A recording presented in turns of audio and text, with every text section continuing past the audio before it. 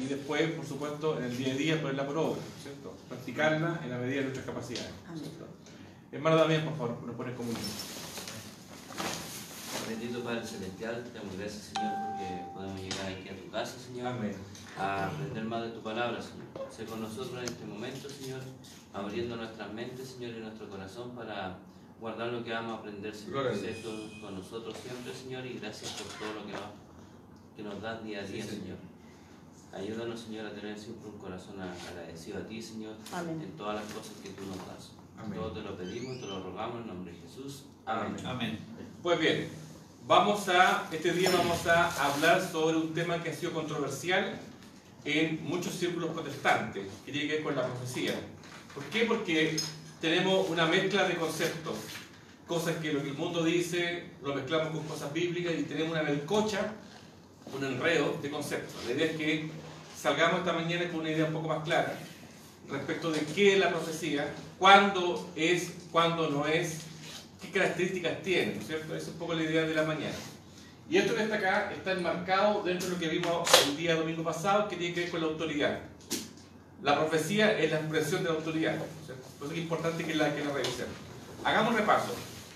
El domingo pasado hablamos sobre que hay una autoridad, por supuesto Dios es la autoridad, ¿no es cierto? Y esta autoridad Dios la delega, hagamos al hombre como nosotros. O sea, si Dios es un ente de autoridad, Él creó algo, una familia, un ser humano, y le delegó autoridad, ¿no es cierto? Para que guarde, para que cuide, para que guíe, etc.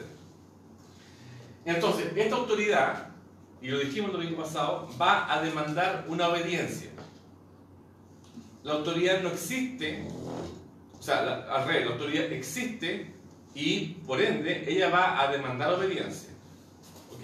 No, esto no es un favor que te está pidiendo, digamos. Esto es una obediencia demandada. ¿Ok? Nuestro problema como seres humanos es que nosotros somos adversos y somos reticentes a la autoridad. Por ende, somos esencialmente rebeldes, ¿no es cierto? Ese es nuestro problema, nuestro conflicto, digamos, humano. No pescamos a nuestro papá, no pescamos a nuestro jefe, no pescamos a nuestro marido, no pescamos a nadie. Entonces, tenemos esa tendencia al mal, esa tendencia a la rebelión. Pues bien, si la obediencia sucede, si alguien es obediente, ¿cómo lo vamos a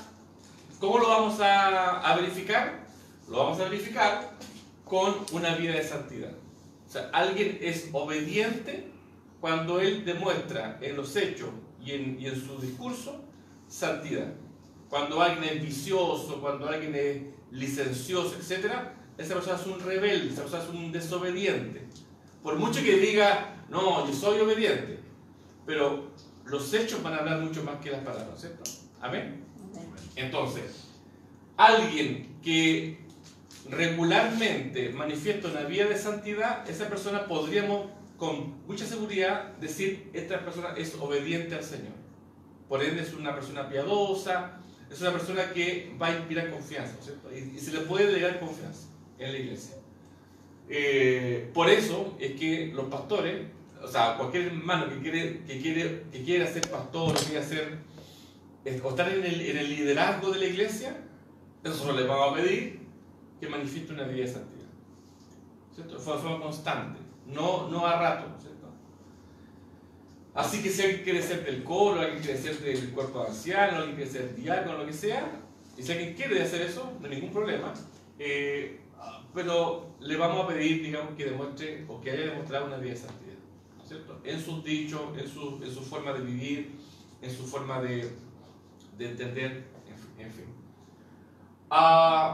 Ahora, justamente esa línea, autoridad, obediencia, santidad, es también lo que le vamos a pedir a los jóvenes cuando se casen. Cuando algún día el Matías se case, y algún día quiere casarse, ¿cierto? Él va a decir, papá, me quiero casar. Ah, perfecto. Pero para haberse casado, ¿no es cierto? Para desear casarse, antes, como va a adquirir una responsabilidad muy grande, le vamos a pedir que antes hubiese demostrado qué cosa, obediencia. Honra a tu padre y a tu madre, ¿cierto? Si él fue capaz, como la palabra dice, si en lo poco eres fiel, entonces puedes ser fiel en lo mucho. ¿Amén? Amén. Entonces, Una persona que es rebelde a los padres, que no pesca a los profes, que hace la cimarra, que esto que lo otro, y de repente sale con que se quiere casar, ¿cuál va a ser nuestra recomendación? No sé. Que no se casen. No sé. Porque lo más probable es que va a pasar 2 o 3 meses y compadre se va a separar. Va a ser un fracaso. Porque no está preparado, no se ha amoldado a la figura de Cristo, ¿no es cierto? Esa persona no tiene un carácter. ¿Qué carácter? Obediente, sumiso, dócil, manso, ¿no es cierto? Pues bien, hasta ahí solamente el repaso de la semana pasada. Y por supuesto esta autoridad, Dios se manifiesta a través de qué cosa? A través de la palabra. Y Dios dijo, y siempre lo mismo, ¿eh? Y Dios dijo. Y este verbo se encarnó, ¿cierto? Esta palabra, esto que Dios dijo, de repente apareció como un ser humano encarnado, hueso y carne, ¿cierto? Entonces, esta palabra, que es Jesús, ¿cierto? O sea, no es algo abstracto así. Esta palabra es una persona, no es una idea, no es un concepto. Esta palabra, repito, es Cristo, ¿cierto? Es Cristo encarnado, es la palabra encarnada, es la ley. Así que esta palabra se manifiesta, y aquí está la clave. Esta palabra, esta autoridad, ¿no es cierto? La autoridad que se manifiesta en la palabra, se manifiesta finalmente en lo que llamamos la profecía. Ahora, el problema de decir profecía es que hemos escuchado siempre que profecía tiene que ver con adivinar, con predecir el futuro. Y eso no tiene nada que ver. Si tú lees la Escritura, la profecía es otra cosa que podría eventualmente incorporar algún tipo de predicción futura. Pero no es solamente eso, es muchas más cosas. Entonces, la meta del día, un poquito más ambiciosa, es intentar, por favor, verificar qué es la profecía. Y para eso vamos a comenzar leyendo. Si alguien me puede echar una manito, hermana Marcela, por favor, en Apocalipsis capítulo 19, verso 10. Ahí está el cuesco, digamos, el centro, la clave hermenéutica que nos va a explicar qué vamos a entender por la profecía.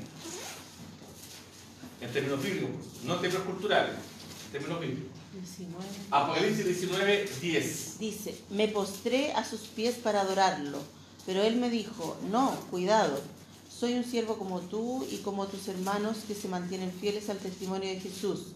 Adora solo a Dios. El testimonio de Jesús es el espíritu que inspira la profecía. Ok. El testimonio de Cristo es el espíritu de la profecía. Y ahí, en una sola frase, está ligando dos cosas.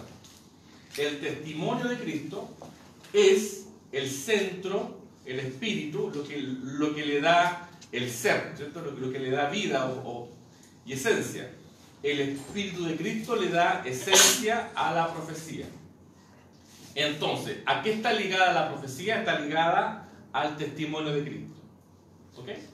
Perfecto. Ahora, cuando decimos testimonio, la palabra testimonio alude ¿a qué cosa? Alude a una imagen judicial. ¿Sí? Puede ser, ¿no? Estamos todos claros. Nadie presta testimonio fuera del tribunal.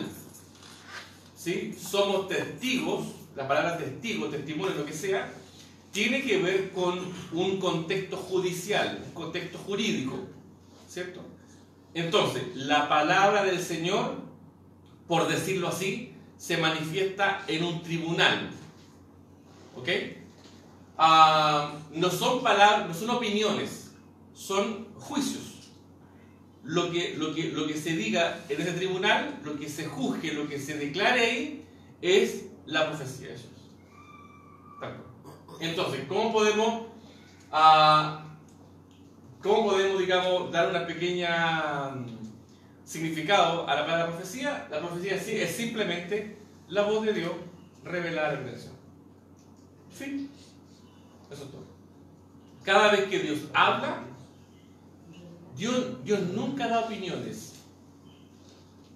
Dios siempre establece un juicio. Y Dios dijo. Dios no dice, mira, yo me parece, yo creo. No, Dios no hace eso. Dios siempre, cada vez que habla, establece algo. Mañana esto, pasado esto, hoy día esto. Él no está opinando. Él está hablando de su trono. Por ende, lo que Él diga es ley. Toda la ley es lo que sale de la boca del Señor. Dios dice A, eso A queda registrado y es ley. ¿Sí? No son opiniones. Entonces, la profecía es simplemente la voz de Dios revelada a la creación. Por ende, cuando decimos la voz de Dios revelada y hablamos del verbo, ¿no es cierto? Este verbo revelado. Entonces, Cristo es, por decirlo así, la gran profecía. Cristo es la profecía. Y esta profecía se encarnó en un ser humano, en un cuerpo de hueso y sangre, músculo. Y este cuerpo, este ser habló, empezó a hablar cosas, empezó a transmitir profecías. Por eso que la palabra dice, tenemos nosotros la profecía más segura. La palabra, la palabra del Señor. Aquí, esto que está acá condensa, entonces, el juicio del Señor. Entonces, yo quiero saber, ¿a qué dijo Dios? Ah, ahí está. Dios dijo esto respecto de los extranjeros. Dios dijo esto respecto del matrimonio. Dios dijo esto, y Dios dijo esto, y Dios dijo. Y Dios dijo esto respecto de la iglesia, respecto de, etc. Son juicios del Señor. ¿Sí? Dios establece una verdad. ¿Sí? Hasta ahí, por favor, ¿alguna pregunta? Está fácil, ¿no? Y eso todo, ¿eh? Todo lo demás es cultural. La famosa película La Profecía y el niño, son estupideces, son cuestiones de Hollywood también. Se le disculpa porque son ignorantes. Pero cuando vamos a buscar la profecía, lo que estamos haciendo es intentar buscar la voz de Dios respecto de un asunto. ¿Qué dijo Dios respecto de los niños? Respecto de los matrimonios, respecto de los ancianos, respecto de todo. ¿Sí? Consulta. Es que uno tiene como más asociado a los profetas, como que se me viene a la mente en este minuto. Ok. Y Dios en ese periodo del pueblo de Israel hablaba a través de los profetas. Ajá, Era sí. Sí, claro, sí. Ya. Entonces, yo recuerdo, no sé, le doy mucho ejemplo, pero Dios dice, Ok. y si no hacen esto va a pasar esto. Ok. Como que yo lo asocio un poco a eso. Y es verdad, o sea, y está bien. Dios siempre, cuando Dios habla, perfectamente Dios podría hablar por sí mismo, o sea, y de repente aparece en las nubes y sale Dios y todo, o sea, Dios lo puede hacer, pero regularmente, casi siempre, el 99.9 del caso, Dios habla a través de la iglesia, muy bien. Dios depositó este tesoro en vasos de barro, ¿se acuerdan la palabra? Okay. Entonces, cuando Dios se quiere manifestar a la creación, lo hace a través de alguien. Sí, Dios puede aparecer por sí mismo y traer las nubes y todo lo vemos. Pero Dios no va a hacer eso. Dios puede hacer eso, pero regularmente no hace eso. Lo que hace el Señor es manifestarse a través de la iglesia. Entonces, toma un hombre, una iglesia, una comunidad, una persona, lo que sea, y Dios habla esta profecía a través de ese hombre. Por eso es que Dios realmente le da a un profeta, y el profeta lo único que hace es escuchar la voz de Dios y después transmitirla. Oye, Dios dijo esto, y también dice esto, y no hace nada. El profeta no innova, ¿sí? no le pone ni le saca. Él escucha algo y lo transmite. Y la iglesia, ¿qué hace? Pesca la palabra y la transmite. Por eso Cristo dice, y me seréis testigos en Jerusalén, en Judea y hasta la última parte. O sea, en el fondo, a cada uno de nosotros somos, en ese sentido, somos profetas. ¿Por qué? Porque escuchamos la voz de Dios, y después la comunicamos, ¿cierto? Entonces, es simplemente, repito, la voz de Dios revelada. Perdón. Una consulta, Alexis. Correcto. ¿Y qué pasa con esos profetas que hoy en día... Vaya, vamos ahí. Justamente, para allá vamos ahora con la película. ¡Oh! De las tinieblas a la luz admirable. De las tinieblas a la luz. Bienvenido a nuestro hermano Jaime. Muy bien. Entonces, la pregunta que hace José es muy pertinente. ¿Por qué? Porque hoy día la iglesia está bajo ataque de confusión. Y muchas veces esta voz no es tan clara. Y la palabra dice, inclusive el diablo se vestirá como Ángel de luz. como ángel de luz para engañar. Entonces, si la voz de Dios busca guiar, la voz del diablo busca perder, busca engañar. ¿Para qué? Para que la gente se pierda, ¿cierto? Entonces, necesitamos, y ahí en respuesta a mi hermano Castillana, necesitamos un criterio, un parámetro para decir, ajá, eso es profecía de Dios. O de repente decir, eso no es profecía de Dios. A mí me pasaba mucho eso, por ejemplo, cuando estuve, y pasa hasta el día de hoy, Y va a pasar. en la iglesia pentecostal. Y en todo lugar. Claro. Bueno, yo siempre he estudiado la palabra y siempre me aferraba a la palabra, y hay un pasaje, no me acuerdo. El problema es que, ¿qué palabra? En el Antiguo Testamento que dice que el profeta se sujeta a la palabra de Dios. Es decir, no a lo que el profeta piensa que es palabra de Dios. Lo que vamos a decir, justamente. La palabra del Señor es la autoridad máxima de la iglesia. Claro. No el profeta, ¿No? ni el pastor, ni nada, es la palabra. Y lo único que hacemos nosotros aquí en nuestros cultos es tomar la palabra y predicar. Nosotros no hacemos nada más. No le pongo ni le saco. Fin. Veamos. Entonces la pregunta es, ¿qué características obvias tiene la verdadera profecía? Esa es una buena pregunta. ¿Por qué? Porque estamos interesados en decir, porque ya que el diablo va a aparecer, y lo sabemos que va a aparecer, a través de doctrina, a través de etcétera, tenemos que tener un criterio para decir, no, eso no es de Dios. O sí, eso es de Dios. Amén a eso. ¿Sí? Entonces, características. Las características de la verdadera profecía. Bueno, perdón, dígame. Quiero añadir un versículo que a mí siempre me ha llamado la atención, y Dale. de repente se lo he leído de repente a algunos hermanos que son profetas. No Ningún puedo problema, hablar dale. de cómo se llama, de pasarlo a llevar, pero es de acuerdo a lo que dice la Escritura, dice en Apocalipsis 22, 18, dice, yo testifico a todo aquel que oye estas palabras de la profecía de este libro. Dice, si alguno añade a estas cosas, Dios traerá sobre él plagas que están escritas en este libro. Según le quita, Dios también lo quita del libro. Claro. ¿Sí? Es decir, mi pregunta va, si yo tengo la palabra profética más segura, Ok. ¿cierto? Que es la palabra que está escrita, Ok.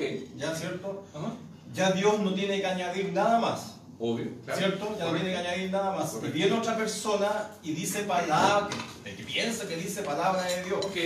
Es ahí donde yo, por ejemplo, no estaba de acuerdo con muchos hermanos pentecostales. Muy Que bien. yo muchas veces se los decía, incluso muy le bien. decía al pastor. Y muy bien. A mí no me llamaba. Por eso yo siempre dije, yo en mi corazón siempre fui reformado, no cansado. Bueno, a ver, el problema de eso es que muchos hermanos no conocen la palabra. Creen conocerla. Como no la leen regularmente, llega otro y dice, no, si yo escuché, mi pastor dijo esto, y mi pastor lee la palabra, tiene unos cursos de teología. Entonces uno diría, bueno, como yo no leo tanto y él lee más que yo, lo más probable es que sea verdad. Claro. Como no somos diligentes en pescar lo que él dice y empezar a buscar, como no tenemos ese hábito, muchas veces lo meten el dedo en la boca, ese es el problema. Entonces, y somos engañados. Entonces, lo que no queremos es no ser engañados. Y para no ser engañados, lo que yo voy a presentar ahora son características de la verdadera profecía. Ok. Como en la profecía, como la profecía es Cristo revelado, ¿cierto? Como la profecía es Cristo, por decirlo así. Entonces, si yo conozco a Cristo, entonces debiese saber qué es profecía. Muy bien. Entonces, la primera característica que sale a relucir de Cristo es que Dios es. Entonces, la verdadera profecía tiene en su esencia, en el cuerpo, cada vez que la profecía se revela, hace un llamado a la santidad. una voz que prive del Señor, que no te lleva a la santidad, eso es falsa profecía. Por ejemplo, está tu patrimonio tambaleando. Supongamos, puede ser. Y sale un profeta y dice, hermano, dice el Señor que te separes de esa mujer perversa. Dios ha hablado. Y tú dices, a ver, la palabra dice que yo debo serle fiel a mi esposa y mantenerse juntos. Dios ama la unidad, porque la Trinidad es la unidad, ¿sí? Entonces, si se levanta una voz de Dios que me está haciendo un llamado a dejar a mi esposa, por ende a mis hijos, pregunta, ¿es un llamado a la santidad? No es un llamado a la santidad. Por ende debo rechazar esa voz, ¿cierto? Resistir al diablo, ¿cierto?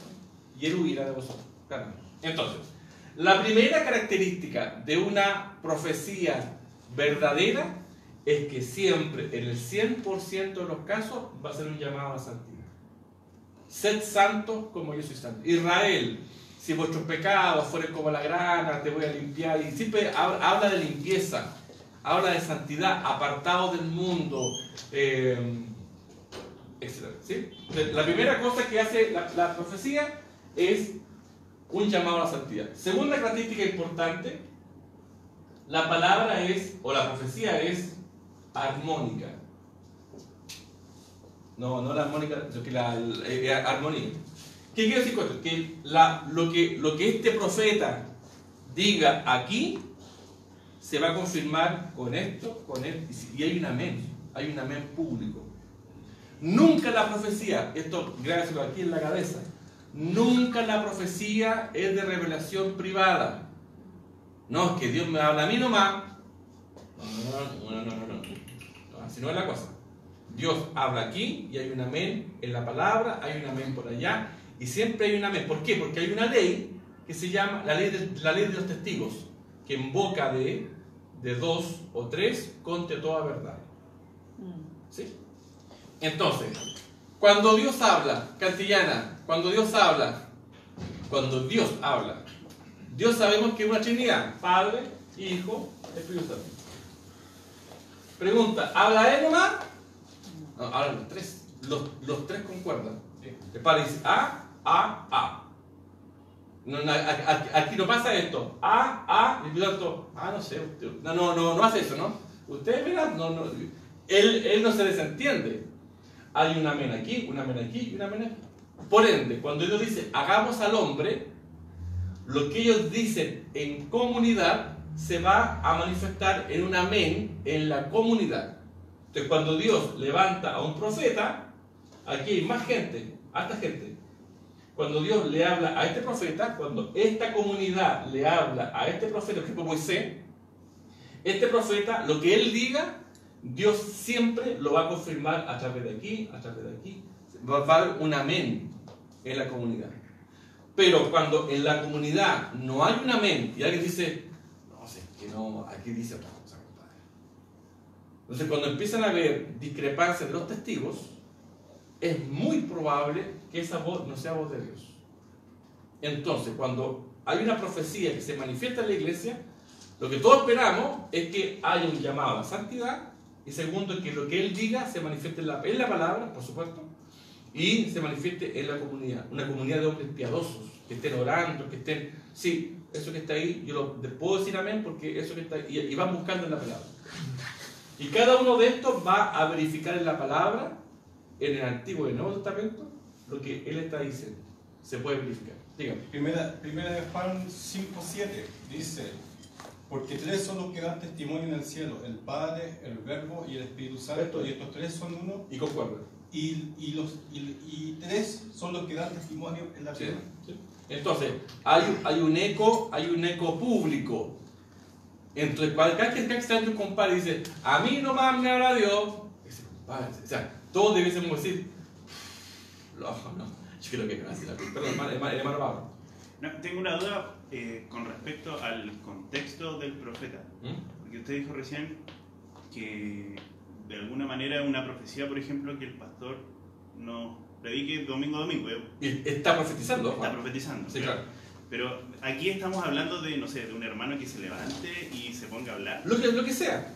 Cualquier manifestación que diga, estoy hablando en nombre de Dios, puede ser tú, puede ser, hola, puede ser tú, puede ser cualquier persona. Pero respecto a eso, ¿no sería innecesario que el hermano se levante teniendo al pastor que nos profetiza domingo y teniendo la Biblia? Hay un orden, está bien, hay un orden. Acá, ¿cuál es el orden? ¿Quién habla primero? ¿Quién habla? El Padre habla. ¿Sí? Y Cristo dice, lo que yo oí de mi Padre, eso hago. Primero, él espera la voz de su Padre. Él se subordina al Padre. Entonces, hay una subordinación del Hijo al Padre, por ende, Dios espera que cuando se levante una autoridad, se espera que esta comunidad se subordine a esa verdad revelada en esa autoridad. Entonces, cuando ya hay una autoridad, no hay dos autoridades. Hay un concilio anciano y en ese concilio Dios se va a revelar. Ahora, lo interesante es que lo que Dios diga en ese concilio anciano se va a verificar en la comunidad. Ahora, supongamos que de repente la nadie dice, Dios me habló. Y supongamos, y está bien, no hay ningún problema. Dios me habló, hermano, y Dios dice esto. Ok, lo que hace la comunidad es hacer una pausa. Ok, escuchémosla, habla, hermana. No, Dios dice que haga esto, esto y esto. Ok, lo que va a hacer la comunidad es primero buscar en lo que ella dice, preguntarse, lo que ella está proponiendo, ¿nos está llevando más cerca o más lejos de la santidad? Más cerca. Ok, diga. Segundo, lo que ella dice, ¿se puede verificar en la escritura? Parece que no. O parece que sí. Ok. ¡Pum! Y uno va tiqueando.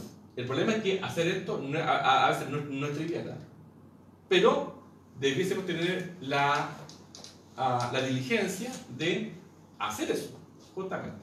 Inclusive el pastor también se puede equivocar.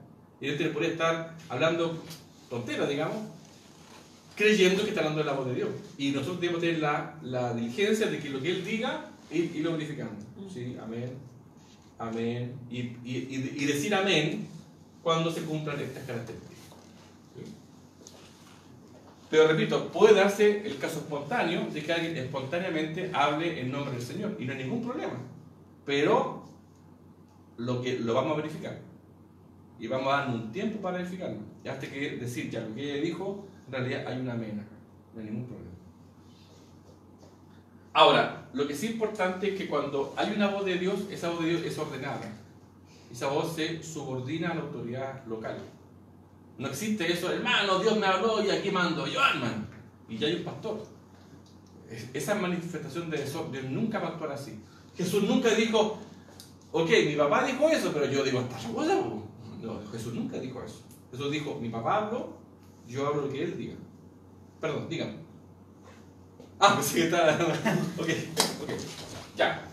Tercera característica vital es que la profecía siempre en la profecía hay un deseo por la vida.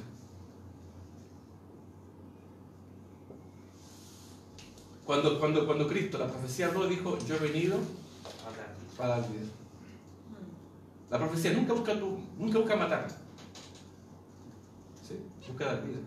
Ahora, evidentemente que dado casos muy especiales, lo que tiene que hacer la profecía es matar. En qué caso cuando ya la apostasía se manifestó, cuando ya el pecado hizo metástasis en la iglesia, ahí tiene lo que hay que matar. ¿Por qué? Cristo dice, si tu dedo, si tu mano te es ocasión de caer, córtala. Mira, hagamos la pérdida. Pero es mejor eso que entrar con todo el cuerpo al infierno. Es mejor entrar manco al cielo. Entonces, en casos muy puntuales, cuando ya la apostasía se hizo metástasis y hay un cáncer en la iglesia, Dios interviene.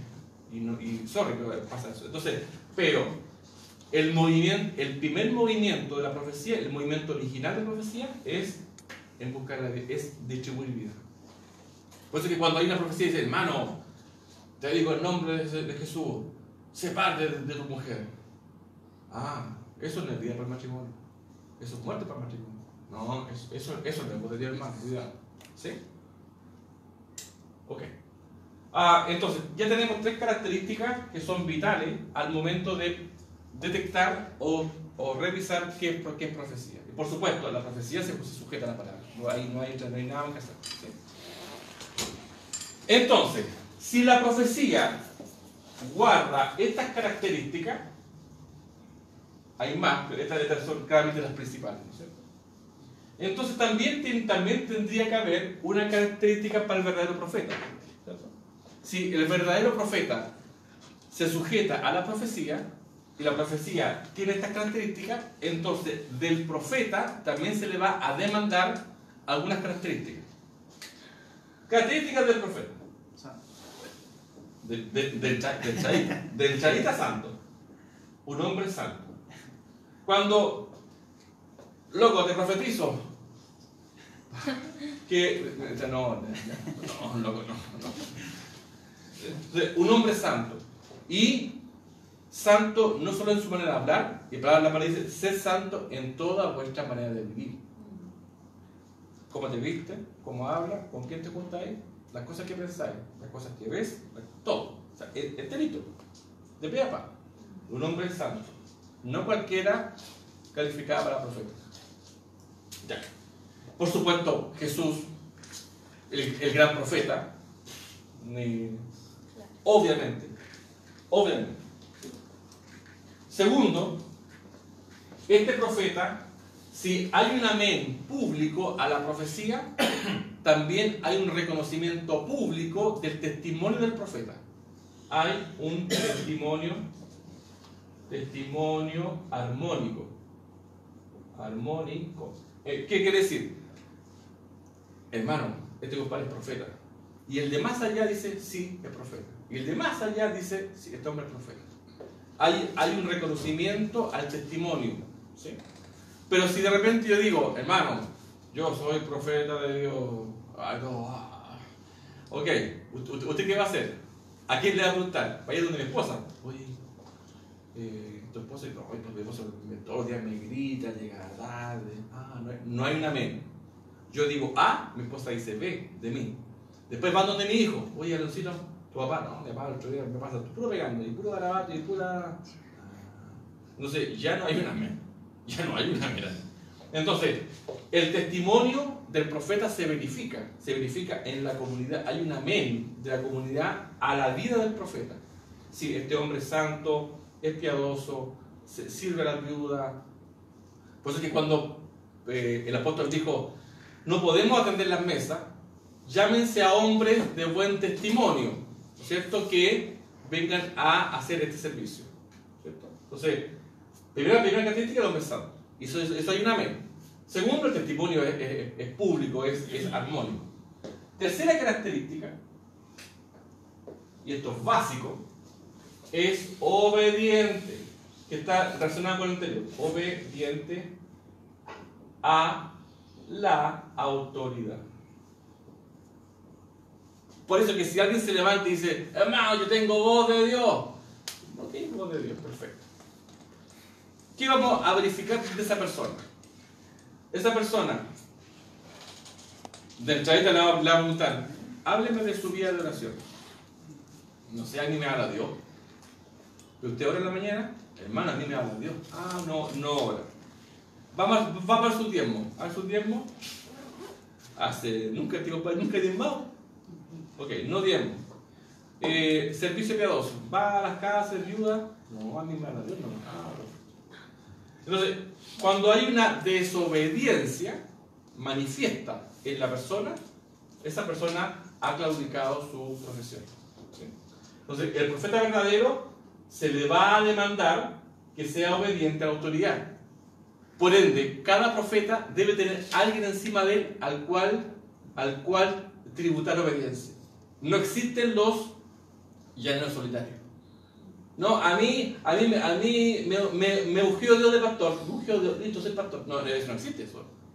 El pastor, el profeta, el anciano, siempre tiene una autoridad sobre él al cual rendir obediencia. No, es que mi única autoridad es la palabra. No es así. Diga un ser humano sobre ti. Por eso que la mujer, el hombre es cabeza de la mujer y Cristo cabeza del bar. Siempre hay una cabeza sobre ti, al cual tributar obediencia. Oye, tu esposa, no sé dónde está. ¿Cómo no sé dónde está? Pues te pesca, ¿no? Ni me infla. Ah, te infla. Súper. Ah, oye, ¿y se la da al profeta? Está ahí loco. No vas a estar chavo con él. Siempre el profeta manifiesta una obediencia. Dios le dice, vaya para allá, va para acá. Y siempre obediente. ¿Sí? Y la cuarta característica del verdadero profeta,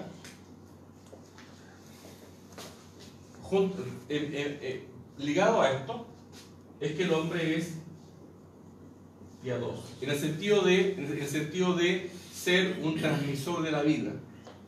Por ejemplo, atiende a la viuda. Listo, atiende la vida. Los huérfanos, es hospedador. ¿Su familia cómo está? Bien, ticket. Y estas características del profeta son también las características del... Entonces, el primer profeta o el profeta por excelencia en la comunidad cristiana son los maridos. Entonces, al marido, al esposo, se le va a pedir que sea santo, que dé buen testimonio, obediente a su autoridad y un hombre piadoso. Por eso cuando el Matías alguna vez se quiere casar, la vamos a traer para acá, siéntese acá, venga para acá los papás, venga para acá la comunidad. Matías, ¿es santo? Vamos por su pieza. Abrimos la pieza, Dios mío. Contanas, demonios. ¿Sí? O puede que sea santo, tenga una vida de oración, una vida devocional, una vida de obediencia a la autoridad. ¿A qué autoridad le va a pedir que sea obediente? A los padres, pues. A los padres. Dígame. No, yo no digo. A los padres. Su testimonio es armónico. Lo que el papá diga de él, debe concordar con lo que la mamá diga de él, con lo que el pastor diga. Todo nuestro testimonio concuerda. No, este hombre es de buen testimonio. Es piadoso. Ayuda en la casa. Oye, hace la cama, ¿no? Lo mínimo, ¿no? Hace la cama, hace el baño. No sé. Vamos. Entonces, cuando un hombre manifiesta este tipo de vida, ese hombre está preparado para el ministerio. Y un ministerio importante en la iglesia es el ministerio de la familia. El primer ministerio. No, que yo quiero ser pastor. Chavo, loco. No, chavo. No, yo quiero ir a picar a África, ir a las comunidades. Oye, no así ni tu cama. Así, quería ir a África a picar. No sé ni andar en micro, que no quería ir a África, así a verdad. Olvídalo. Sí, se entiende, ¿no? Entonces, al revés ahora, las características de un falso profeta. Claramente, un hombre que no es santo. O sea, una cosa es lo que diga y otra cosa son sus hechos. Bueno para el trago, bueno para andar con... mala vida. Un golpeador de mujeres, anda su historial de navegación de internet. Su testimonio nadie lo confirma. No, obediente, desobediente, ¿sí? Y no es piadoso. Flojo. Rojito malito para servir. ¿Sí? Entonces, estas características se le va a pedir a la verdadera profecía. ¿Sí? Hasta ahí, por favor. ¿Alguna pregunta, por favor?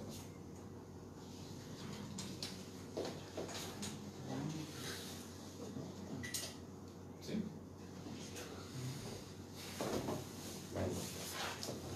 Entonces, vamos ya. Ahora, repito. ¿Por qué estamos hablando de esto? Porque constantemente se está levantando falsa profecía atacando la iglesia. ¿Sí? Entonces, esta falsa profecía o esta verdadera profecía, dame un segundo, tenemos que verificarla y los responsables de verificar somos nosotros. Esto es lo que hay, ¿ya? Y tenemos que solo verificarla, ¿ya? Y por ende, nosotros tenemos que, cuando la profecía se levanta en la iglesia, cuando alguien habla voz de Dios, todos debiésemos más o menos concordar nuestro amén, verificar el llamado a la santidad y que esta profecía busca finalmente la vía de la comunidad, de tal manera, ¿se acuerdan? Amó Dios al mundo, que ha dado a su Hijo, a la profecía, para que todo aquel que en él crea no se pierda más, tenga vida eterna. Y esta vida es una vida santa, o sea, es una vida que cada vez se aparta más del mundo y se acerca más a Dios, ¿cierto? Hay un camino de santidad. Ahora, la santidad se verifica en el tiempo. Si yo hago un gráfico y pongo un punto, yo no sé si eso va para abajo o para arriba. Pero si pongo 2 puntos y hago así, este hombre va para arriba. Si yo le tomo una foto al Pablo hoy día y una foto el año siguiente y comparo su testimonio, digo, este hombre va para arriba. Es piadoso, es cariñoso, es hospedador.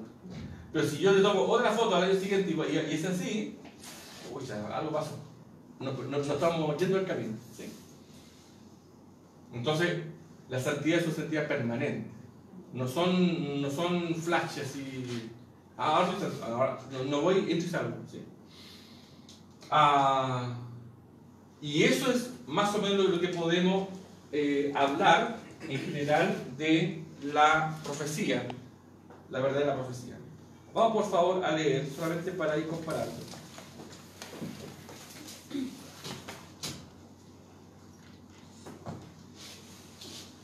Cuando hablamos de que la profecía no es armónica, vamos por favor a leer en Apocalipsis capítulo 13, verso 1, por favor. Apocalipsis capítulo 13, verso 1. Vamos a ver qué dice ahí.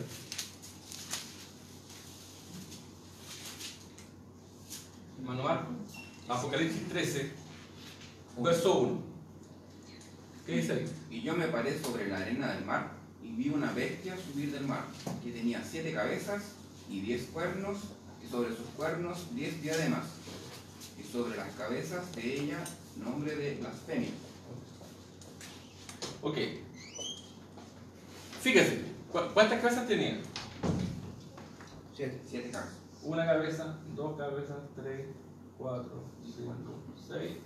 ¿Y cada cabeza? 10 cuernos. Ahí, peligro. Cabeza 1, ojito. Son 7 cabezas. Cuando Jesús dice esta palabra, por favor, miren para acá. Hablando de la falsa profecía, ¿no? Dijimos que una característica de la falsa profecía es que no es armónica. Sus testimonios chocan entre sí, colisionan. Lo que él dice acá no se verifica acá. Okay. Cuando Dios quiso representar a la falsa profecía lo más claro posible, mostró esta bestia. Una bestia con 7 cabezas. Ok. 7 cabezas. Damián, de las 7 cabezas, ¿cuál manda?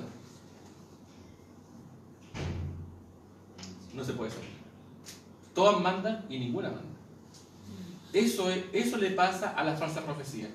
Que hay muchos testimonios, pero no concuerdan entre sí.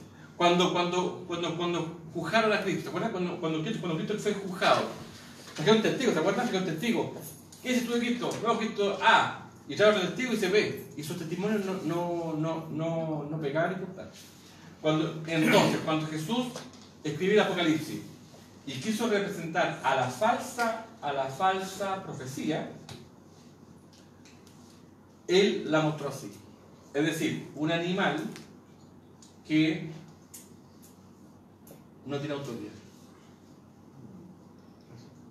No hay un amén, no hay una única cabeza grande que gobierna a las demás. En cambio, en la Trinidad, aunque hay 3 personas, pero se reconoce claramente la autoridad del Padre. Eso todos lo sabemos, ¿cierto? Pero acá no. Y eso es muy interesante. Entonces, cuando aparece el feminismo, cuando aparece cualquier falsa profecía, los testimonios dentro de esa profecía no concuerdan. Eso es muy característico. ¿Sí? Entonces, en cambio, en el cristianismo siempre va a haber un único amén. Lo que se dice en el Antiguo Testamento se verifica en el Nuevo Testamento y viceversa. Y lo que el hermano dice en México se va a verificar en Chile, en cualquier parte del mundo. Hay una única voz. ¿Por qué? Porque está escrito que muchos son los miembros, pero el Espíritu es uno. Y muchas son las manifestaciones, pero hay un puro Espíritu.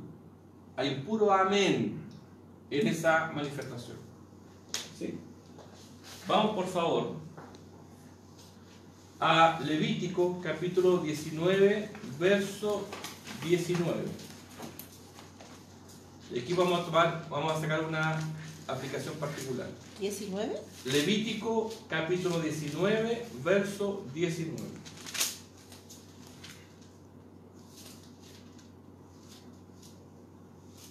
¿Qué dice ahí? Buena parcela.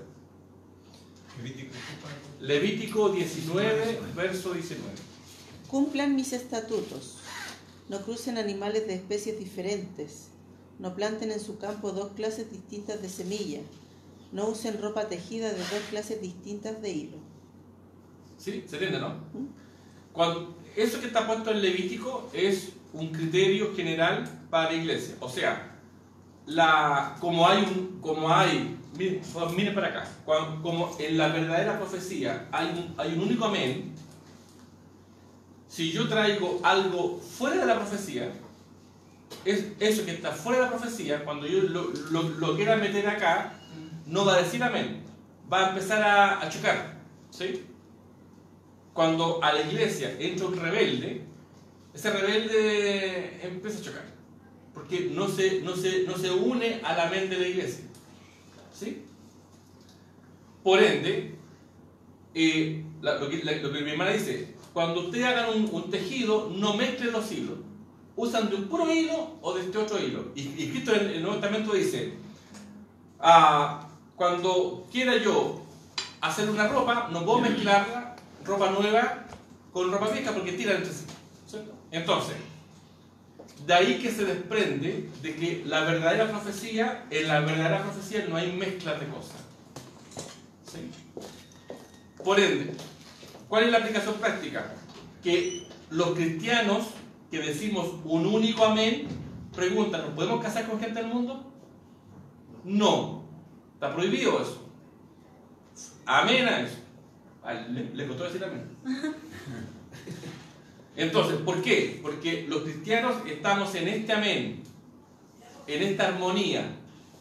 Alguien que está fuera del mundo, que está en el mundo, no puede decir amén a esto. Por ende, para que se mantenga esta unidad, esta armonía, no puedo yo permitirme que alguien de aquí se case, se enlace con alguien de acá.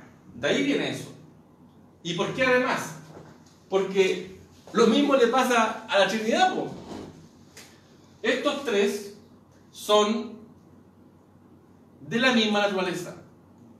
Y cuando Dios se quiso unir con alguien fuera de ellos, dijo así, para que eso que está allá fuera de nosotros esté con nosotros, dijo, hagamos al hombre como uno como nosotros. Dios jamás se va a unir a alguien fuera de sí que no sea como él. Por eso Jesús dice, ¿y qué comunión hay entre la luz y las tinieblas? ¿Qué comunión hay entre Cristo y Belial? No hay comunión. Como no hay comunión, no hay un único amén. Y esa cuestión choca y se rompe. Entonces, cuando un cristiano que está aquí, que está en esa comunidad de fe, quiere casarse con alguien, le está, lo voy a hacer súper claro, prohibido casarse con alguien fuera de la fe. Esto no es negociable, ¿eh? Esto no es opinable. Esto es un mandamiento. Dios aquí no está opinando. Entonces, ¿por qué? Porque debemos mantener el mismo amén. La profecía se manifiesta en la iglesia, debemos mantener el mismo amén. ¿Sí? Y esa es una aplicación práctica de la profecía, ¿no es cierto? Que Dios va regulando la convivencia entre personas y se va manifestando en forma armónica, ¿cierto? ¿Qué error grande cometió Salomón? Error enorme cometió Salomón. ¿Con quién se casó? Con la hija de... ¿Se acuerdan? Con la hija de Faraón. Y le estaba prohibido hacer eso. Y él dijo, primer error fue un desobediente. No se sujetó a la autoridad de la palabra. Oye, Salomón, no puedes casarse con gente fuera de Israel. Ok. Desobediente. ¿Acá? ¿Sí o no? No. Aquí no y aquí no. Acá no. Y todo esto arrastró a que su testimonio se sale. ¿No es cierto? Y recordamos quién era la hija de Faraón, ¿cierto? Abortera, hechicera, prostituta, todo mal. Era bonita.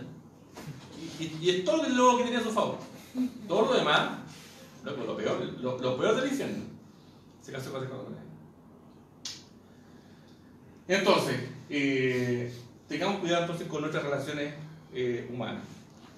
Para ir más o menos concluyendo y dar espacio a la discusión final, voy a escribir, o vamos todos a escribir, algunos movimientos proféticos que son conocidos, para que apliquemos esto.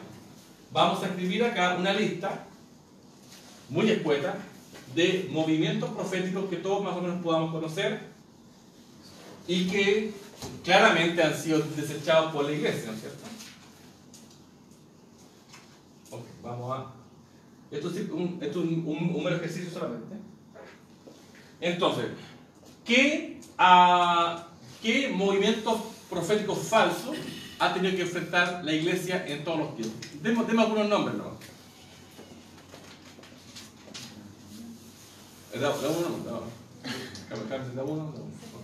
¿Qué movimientos proféticos? Algunos nombres, por ejemplo. Ninguno, no es ninguno, ¿de verdad? O doctrinas heréticas que la iglesia ha tenido que combatir en el tiempo. Arminianismo.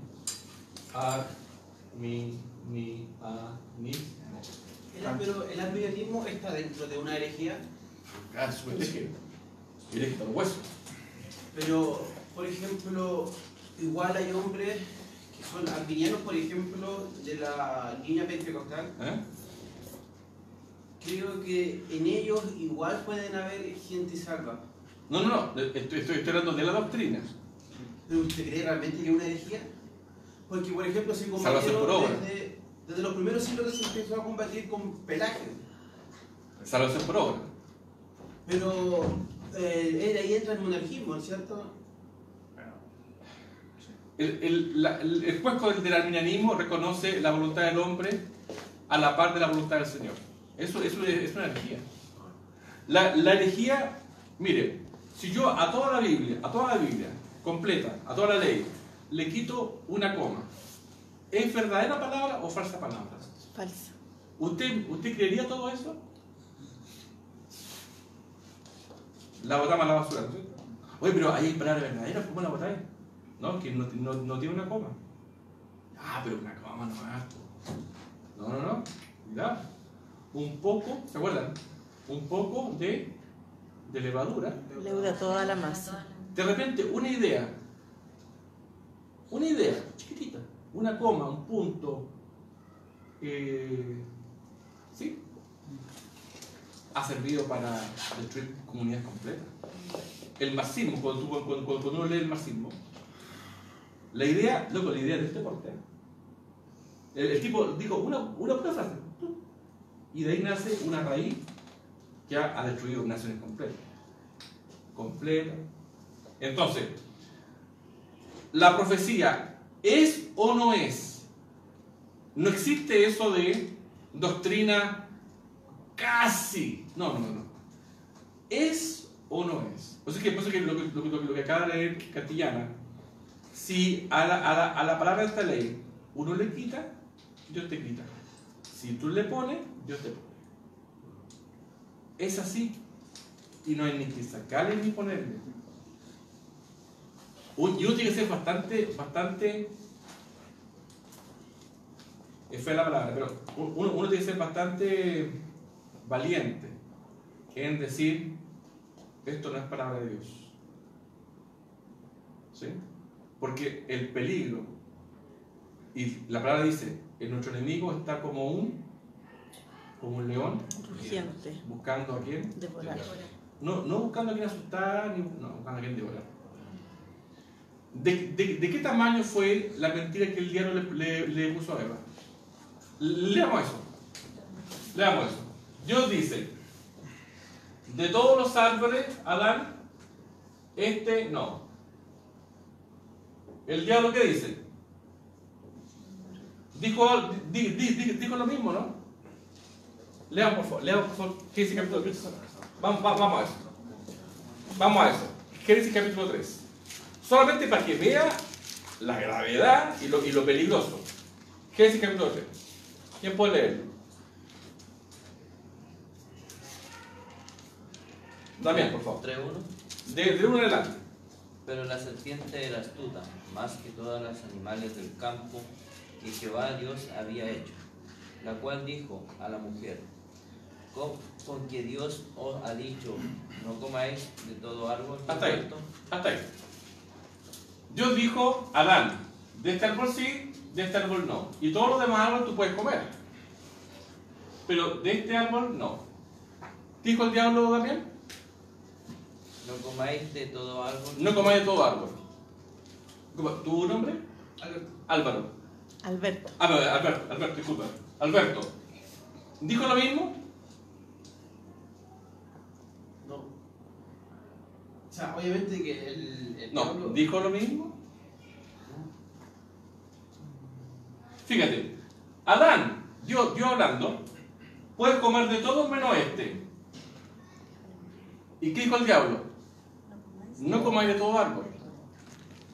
Es obvio, no puedo comer de todo árbol, porque este me está negado. El diablo dijo eso. Y Dios dijo, no comáis, de todo puedes comer menos de este. ¿Dijeron lo mismo? ¿Alberto? Lo mismo para Alberto. Esto es crítico. ¿Ves la diferencia o no la ves? Sí. ¿Cuál es la diferencia? Es que, por ejemplo, el diablo dice, no comáis de todo árbol del huerto. Eso, no comáis de todo árbol. De todo puedo comer, menos de este. No puedo comer de todo árbol. ¿Está dando lo mismo que habló Dios? Está en contra de A la ver. Pregúntame a Alberto. Sí, en realidad el fondo de toda la cosa es el catolicismo. Pero en el papel, Dios dijo A, ¿qué dijo el diablo? ¿Dijo A o B? B. Dijo lo mismo. Dijo lo mismo. Cambió la forma. Dijo lo mismo. No, dijo lo mismo, apuntó lo mismo. No puedes comer tu árbol. ¿Es verdad? Pero ¿se dan cuenta lo sutil? Es sutil. Sí. Te cambia la última palabra. Oye, pero así que Dios dijo, no puedes comer tu árbol. Sí, eso fue lo que dijo. No, pero fíjate lo sutil. Y está hablando falsa profecía.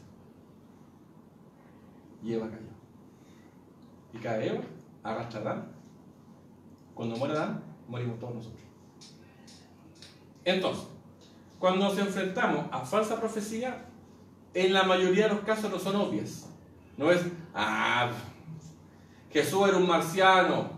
Oye, qué falso. No estamos hablando de eso. Estamos hablando de cosas tan sutiles que la palabra dice, y se vestirá como ángel de luz. Pesco un ángel, pesco al diablo vestido como ángel y no veo, textualmente, no veo la diferencia. No, excepto que Dios te la revele. Con los sentidos, por eso que la Biblia advierte, engañoso es el corazón, porque él ve lo mismo. Pues es el mismo evangelio. ¿Y por qué no podía hacer iglesia? Si es lo mismo, y Dios está en todo lugar. No, te juro, o sea, la falsa profecía es algo hiper peligroso. Nunca la subestime. Porque han caído todos. Cayó Salomón, cayó Sansón, cayó David, ¿sí? Cayó los apóstoles. Por ahí andaba Pedro judaizando, mezclando doctrinas. Pedro, el apóstol Pedro, judaizando. Y entonces, no subestimemos el poder engañador de la falsa profecía. Nunca diga, a mí jamás me van a engañar porque yo soy cristiano, yo oro al Señor. A mí jamás me la no te la van a hacer. Siempre usted sea piadoso, siempre temeroso. Pues la palabra dice, si vamos a Dios con temblor y con temor, porque siempre estamos propensos a ser engañados. Lo que acabo de leer mi hermano, por favor, vuélvelo a leer. Disculpa. ¿Dónde estoy parado? Génesis. No. En Apocalipsis.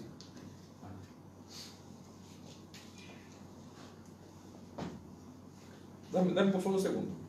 Esto para que vea lo peligroso, y tomemos el peso que corresponde. Solamente quiero que vean por favor lo siguiente. Por favor. ¿Cuál anda buscando la que te dije yo? ¿Levítico? No. Disculpa. Apocalipsis 19:10. Apocalipsis 19:10. Para que vean lo peligroso. ¿Qué dice ahí, Antonio? Apocalipsis 19:10. Solamente para que vean lo peligroso.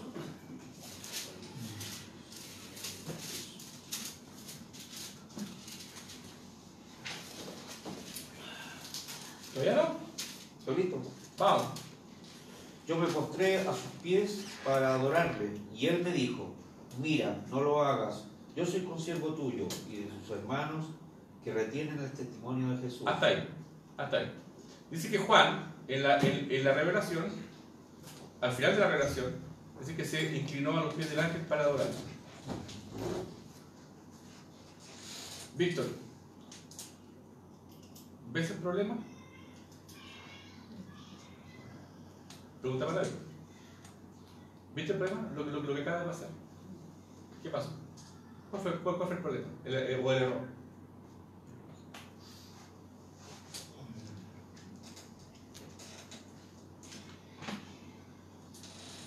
Lo incita a no dedicarse ante Dios.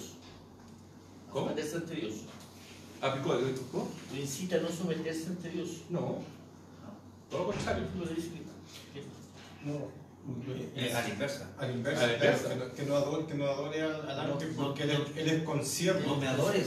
Es un consiervo tuyo. Consiervo, No, adora. pero fíjate dónde sucede eso. Estaba Juan en la revelación, Sí. después que vio todo lo que vio, la caída de Babilonia, las plagas, los 7 sellos, después que vio esa cuestión, vio el chorro del Señor, el caballo blanco, vio todas esas cosas, después que vio al Señor y que Dios estaba ahí parado ahí a metro de distancia, está el chorro del Señor ahí, arcoíris, con luz y con chaya. Y al lado le estaba dando la revelación el ángel. ¿Y saben lo que hizo Juan al final? Se mostró al ángel. Disculpa, Alexis, ¿no habrá sido por un tema de ignorancia, de no comprender? De no comprender. No, créeme que no. la profecía? Créeme que estaba Dios ahí, hombre. Y Ahí. entonces- Juan estaba mirando a Dios en la Entonces, revelación. ¿qué lo llevó a hacer eso? Esa es mi pregunta. ¿Qué lo llevó a hacer La eso? misma razón por la cual cayó Eva. Engañoso es el corazón, más que todas las cosas. La esencia del hombre siempre tiende al mal. Por eso que Pablo dice, ¿se acuerdan? ¿Quién me librará de este cuerpo de muerte? Que lo que yo no quiero hacer, eso hago. Cantillana, imagínate. Tenía un ángel al lado, de luz, o su alita, en fin. Ya. Y estaba Juan ahí viendo el chorro del Señor. Ya, ok. ¿Se da cuenta? Manso con Doro. Y quedó registrado justamente para revelarnos a nosotros mismos, porque nosotros hubiéramos hecho lo mismo y peor. Entonces, imagínate, y tenéis parado aquí una falsa profecía. Arminianismo, modismo, lo que sea. Tú estás viendo, tremenda revelación, gloria a Dios. Pero un poquito.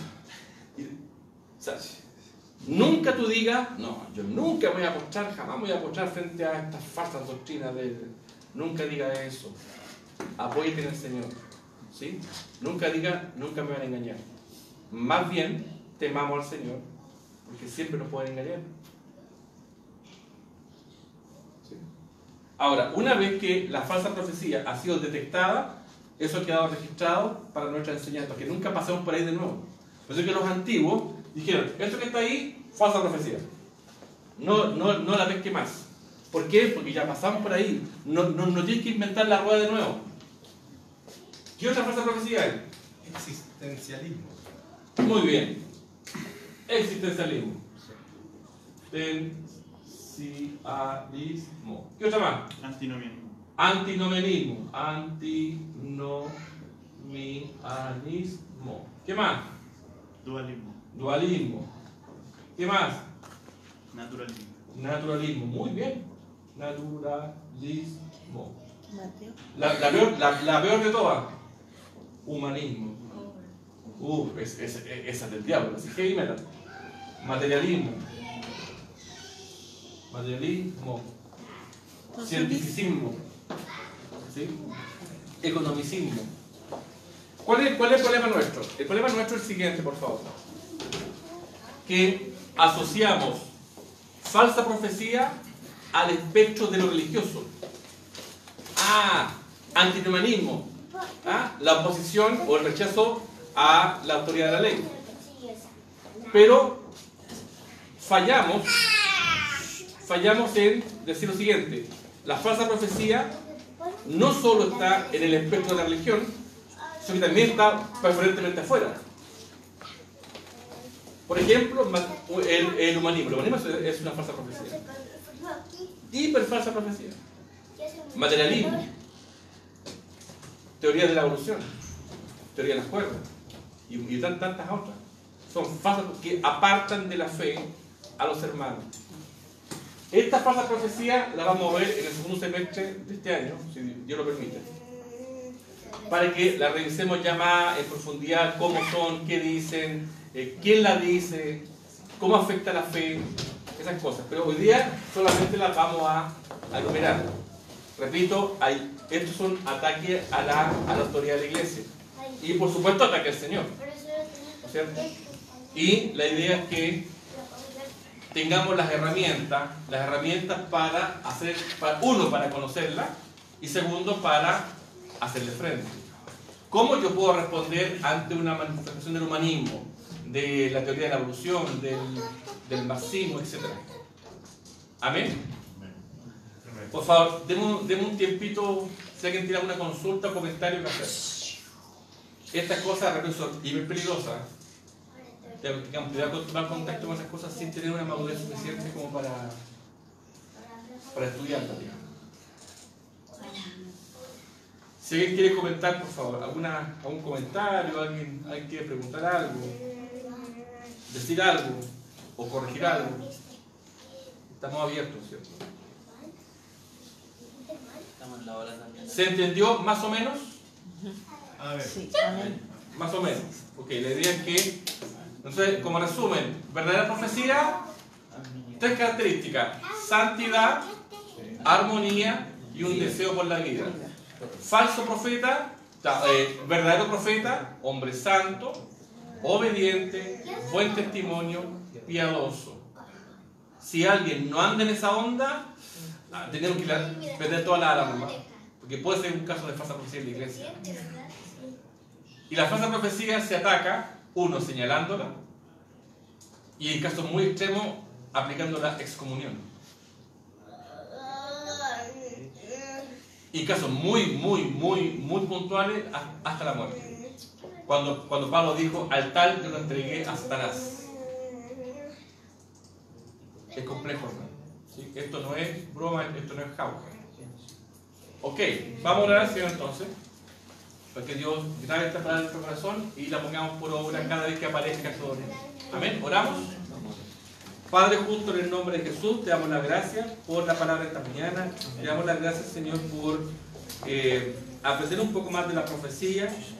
La profecía eres tú, por ende, la profecía, como tú eres profecía, eres santo, eres armónico, hay un amén en la iglesia y nos comunican la vida. Amén. Gracias por todo esto. Prepara a mis hermanos y a mí también, a todos nosotros, para hacer frente como hombres y mujeres valientes a estos movimientos que vienen del infierno, Señor, y que buscan pervertir y corromper la iglesia.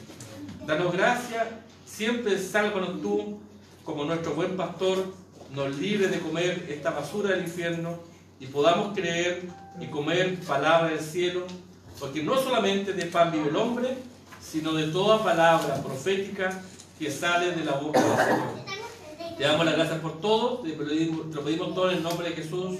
Amén. Vamos a un café y